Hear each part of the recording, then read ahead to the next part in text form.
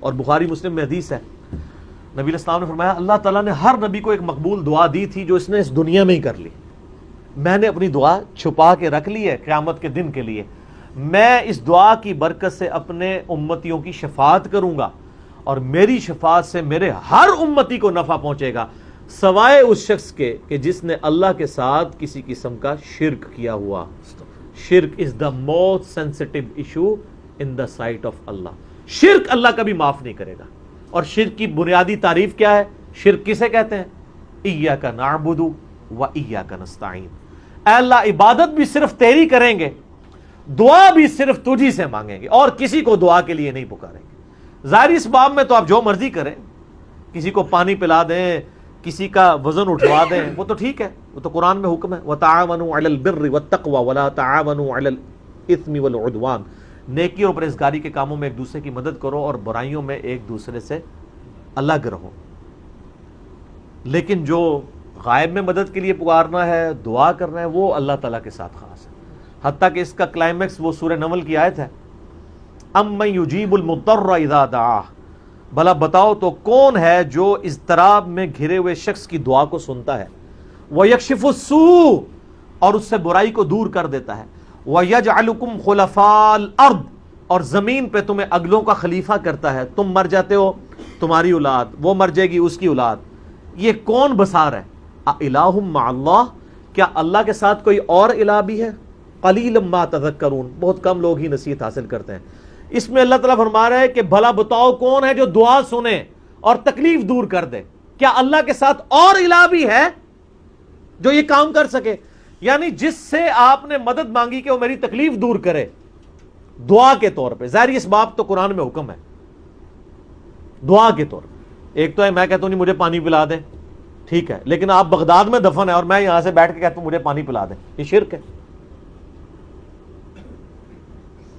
یہ جھگڑا ہی نہیں ہے کہ مولا علی علیہ السلام کو اختیار ہے یا نہیں، مولا علی کو اللہ نے اختیار بھی دیا ہو تب بھی مولا علی کو آپ پکار نہیں سکتے مدد کے لیے، کیونکہ مولا علی بھی اللہ کو پکارتے تھے اور مولا علی کا ماننے والا بھی، مولا علی کا صحیح شیعہ کون ہوگا؟ جو اللہ کو پکارے، ایاک نعبد و ایاک نستعین۔ تو یہ بہت سینسٹیو معاملہ ہے، مولا علی کے نام کے اوپر اس طریقے سے جو یہ شرک کھڑا کر رہے ہیں اور اہل بیت کے نام کے اوپر یہ مکتبہ اہل بیت کی بھی بدنامی کر رہے ہیں، اور اس میں سب سے پہلے تو شیعہ کو سامنے آ کے ان کی مخالفت کرنی چاہیے۔ یہ دیر آئے درست آئے، بہرحال پہلے تو ایک ٹکٹ میں دو مزے کرتے رہے نا، جیسے مزارات پہ جو کچھ شرک ہو رہا ہے نا، علماء مخالفت تو کرتے ہیں اسی مکتبہ فکر کے، لیکن ساتھ مزے بھی لے رہے ہوتے ہیں کہ چلو یار ہمارے ٹھیک آباد تو ہے نا۔ یہی شیعہ کے علماء نے مجرمانہ غفلت کی، وہ مانتے تو تھے کہ یہ شرک کر رہے ہیں ذاکرین، لیکن وہ ایک ٹکٹ میں دو مزے کرتے ہیں، ان کا چلو ہماری پبلک تو جڑی ہوئی ہے نا، لیکن اب ان کو اندازہ ہوا کہ نہیں یار تو کام ٹپ گیا،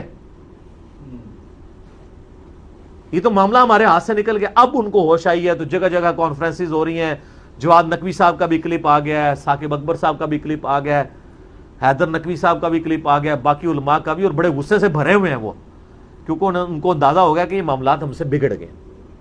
آپ یوٹیوب کے اوپر جا کے دیکھیں نصیریہ کے بارے میں ان کے کلپ، اور پھر بلکہ جواد نقوی صاحب نے تو بڑی بولڈ بات کی، انہوں نے کہا یہی باتیں ہیں جس کی وجہ سے پھر لوگ شیعہ کافر کے نعرے لگانا شروع کر دیتے ہیں، یہ تم لوگوں نے یہ کفر کر کے ان کو مجبور کیا ہے۔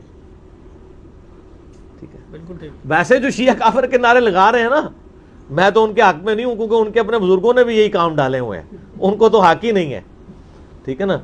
تو وہ ایک معاملہ الگ ہے، وہ آپ میرا یوٹیوب پہ کلپ دیکھ لیں، شیعہ کا کلمہ کا ثبوت۔ تو میں نے بتایا کہ شیعہ تو پھر بھی علی ولی اللہ کہتے ہیں نا، علی نبی اللہ نہیں کہتے ہیں، اور دوسرے فرقے جو ان کے خلاف کھڑے ہیں انہوں نے، ان کے مولویوں نے تو اپنے ناموں کے کلمے پڑھوائے ہوئے ہیں نبی کے نام کے ساتھ۔ تو علی ولی اللہ اگر کوئی کہتا ہے تو علی ولی اللہ سے ہمیں کوئی چڑ نہیں ہے، کلمے کے ساتھ ایڈ نہ کرے، علی بھی ولی اللہ ہیں، ابو بکر بھی ولی اللہ ہیں، عمر بھی ولی اللہ ہیں، عثمان بھی ولی اللہ ہیں رضی اللہ عنہم اجمعین وعلیہم السلام اجمعین۔ ہاں علی کو کوئی نبی مان لے یا علی کو کوئی رب مان لے تو وہ پکا کافر ہے۔ تو وہ والے معاملات ایک الگ سے، اور یہاں پہ اہل سنت کی بھی ذمہ داری ہے کہ ان کے اندر جو غالی صوفی ہیں اور وہ اس قسم کے نعرے لگوا رہے ہیں اور وہ ذکر خفی کی بنیاد کے اوپر وہ جس طریقے سے یعنی حلولیت کا اور وحدت الوجود کی ایک بگڑی ہوئی شکل مانتے ہوئے عجیب و غریب قسم کے یعنی، اور یہاں پہ بھی ایک اس طرح کا ایک طبقہ تھا، میں آن ایئر ان کا نام نہیں لیتا، کیونکہ وہ پھر ایک بڑا کنٹروورشل ایشو بن جائے گا. بہرحال اوورآل بریلوی علماء نے خود یعنی اس ایک خاص طبقے کو اپنے مکتبہ فکر سے فتوے لگا کے باہر نکال دیا, کفر کے فتوے ان کے اوپر لگائے, اسی وجہ سے کہ وہ اس طرح کا شرک یعنی ننگا شرک کرنا شروع ہو گئے تھے. لیکن شرک چاہے ننگا ہو یا چھپا ہوا ہو, دونوں ہی شرک منع ہے. عبادت کی ہر شکل اللہ کے علاوہ کسی اور کے لیے منع ہے, اور اس کی اعلیٰ ترین شکل وَإِيَّاكَ نَسْتَعِينُ, یہ تو خاص اللہ کے ساتھ ہے. اس لیے اللہ نے اسے اسپیشلی ذکر کیا ہے کہ عبادت بھی اللہ کی اور دعا بھی اللہ سے. حالانکہ دعا خود سے عبادت تھی, الگ سے ذکر کی ضرورت ہی نہیں, لیکن اللہ کو پتا تھا زیادہ شرک اسی میں ہونا ہے. اس امت میں شرک فی صفات والا جو معاملہ ہے نا, اس میں بڑا شرک یہی والا ہوا ہے. فی ذات تو بہت کم شرک ہے. یعنی ہمارے ہاں یہ چند غالی نصیریہ ہیں, کچھ غالی صوفی ہیں جو ذات میں شرک کریں, ورنہ اوورال سب اللہ کو ایک ہی مانتے ہیں. صفات میں جو شرک آیا نا, غیر اللہ کو استعانت کے لیے استغاثے کرنا, یہ بڑا خطرناک معاملہ ہے. اور میں آپ کو مزے کی بات بتاؤں, آپ اگر پازیٹیولی دعوت پیش کریں تو بڑے ایفیکٹ اس کے نکلتے ہیں. یہ کوئی 2010 یا 11 کی بات ہے. میں اسلام آباد میں I-10 میں ایک اہل تشیع بھائی تھے, انہوں نے مجھے یعنی افطار کے اوپر بلایا, رمضان کا ہی مہینہ تھا.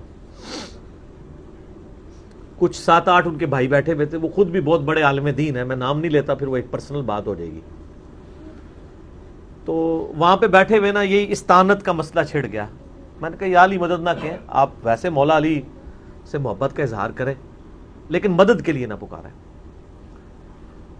تو وہ کہنے لگے نہیں ہم تو ان کو وسیلہ اور توسل سمجھتے ہیں, اللہ ہی کو پکارتے ہیں ہم, لیکن یا علی مدد کا مطلب آپ کو سمجھ نہیں آیا. میں نے کہا یار مجھے اردو نہیں آتی ہے, مجھے عربی نہیں آتی ہے. وہ کہتے ہیں یا علی مدد کا مطلب یہ ہوتا ہے کہ اے اللہ ہماری مدد کر علی کے وسیلے سے. میں نے کہا یہ تو نہیں ہے, اس کے لیے تو یہی جملہ بولا جائے گا جو آپ بول رہے ہیں. آپ تو ڈائریکٹ یہ الفاظ استعمال کرتے ہیں, یا اہل سنت کے ہاں لوگ یا شیخ عبد القادر جیلانی المدد کہہ رہے ہوتے ہیں, تو یہ تو منع ہے.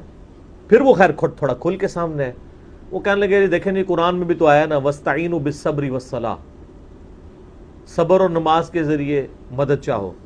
میں نے کہا آگے بھی پڑھو نا ان اللہ مع الصابرین. تو میں نے کہا اس کا مطلب کیا ہے؟ کہتے ہیں دیکھیں نہیں صبر اور نماز بھی تو غیر اللہ ہے. تو میں نے کہا اگر صبر اور نماز غیر اللہ ہے اور اس کی مدد مانگی جا رہی ہے تو پھر آپ صبح و شام کہتے ہیں المدد یا نماز, المدد یا صبر, میری مدد فرمائیے. کہتے ہیں نہیں. تو میں نے کہا کیا مطلب ہوا اس کا پھر؟ کہتا ہے اس کا مطلب ہے آپ نماز پڑھو تو اللہ کی مدد آ جائے گی. میں نے کہا ہاں یہی مطلب ہے نا. تو مولا علی کی سنت پہ چلو, مولا علی کے طریقے کے اوپر چلو تو اللہ کی مدد آ جائے گی. مولا علی کو تو نہ پکارو. کوئی کہتا ہے المدد یا نماز, المدد یا صبر. اچھا پھر کہتے ہیں جی ہاں یہ تو بات سمجھ آ گئی, بتائیں ممانعت کہاں ہے؟ پھر میں نے سورہ نمل کی وہ آیت پڑھی امن یجیب المضطر اذا دعا ویکشف السوء ویجعلکم خلفاء الارض االہ مع اللہ قلیلا ما تذکرون. میں نے کہا اس آیت میں واضح آیا ہے کہ جو اللہ کے علاوہ کسی اور کو دعا کے لیے پکارنا سمجھتا ہے نا, وہ اسے خدا بنائے ہوئے ہے, معبود بنائے ہوئے ہے. کیونکہ اللہ تو کہہ رہا ہے کیا اللہ کے ساتھ کوئی اور الہ بھی ہے جس سے دعا مانگو؟ میں نے کہا یہ واضح ثبوت ہے کہ یہ شرک ہے. اچھا وہ آئے مائے شائیں کرنا شروع ہو گئے, لیکن وہاں جتنے 7-8 شیعہ بھائی باقی بیٹھے تھے نا, میں نے قرآن بھی انہی کا منگوایا. میں نے کہا جی مجھے بتائیں. انہوں نے کہا نہیں جی انجینئر صاحب آپ کی بات بالکل صحیح ہے, جو دلائل ہے نا وہ یہی, قرآن کی آیت تو یہی بتاتی ہے. تو الحمدللہ کئی لوگ دعوت قبول کر لیتے ہیں. اگر کوئی ہٹ دھرمی پہ اتر ہے تو اس کا تو کوئی علاج نہیں, ہم تو صرف بات پہنچا سکتے ہیں. باقی میں نے محنت کر کے ایک لیکچر بھی ریکارڈ کروا دیا ہے, مسئلہ نمبر 3 دعا صرف اللہ ہی سے.